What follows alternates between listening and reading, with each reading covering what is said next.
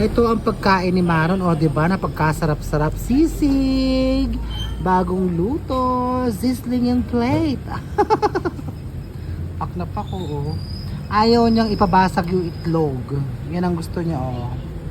Sarap.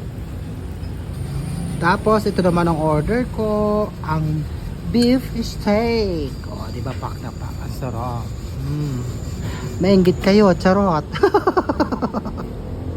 Namiss ko ritong kumain, kaya dito kami kakain ni Maron. Ayan na siya. Kain na, Maron. Kain. Okay. Pasok. Sarap? Init pa. Hindi makakain. Init pa. Mainit?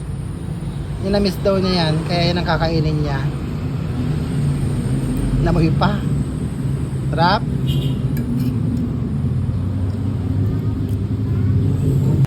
Yan ang gusto yung malasado ang itlog. At ayaw nga niyang ihalo sa kanyang sisi. Sa bagay, napakasarap naman kasi, nakakaloka. At nag-e-enjoy nga siya sa kanyang pagkain. Nakakalokang bata, o diba? Pak na pak ang kanyang pagkain. Ayun na. Ay, nahalo na niya. Oh, laki oh.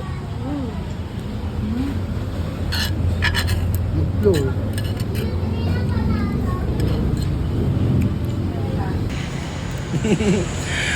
Lafang. Sarap. Panalo.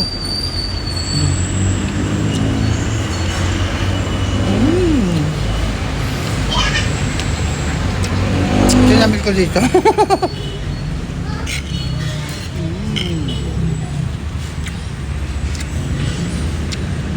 Parang fried rice yung kanin.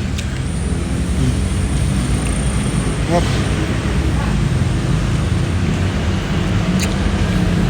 Beef steak.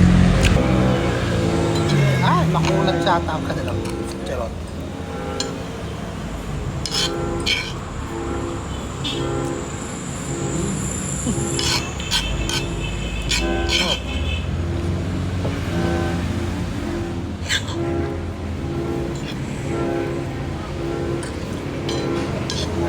Siyempre, hindi mawawala ang extra rice.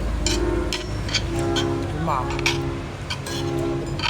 Yan na talaga ako sa beef steak dito. Mangan. Rap.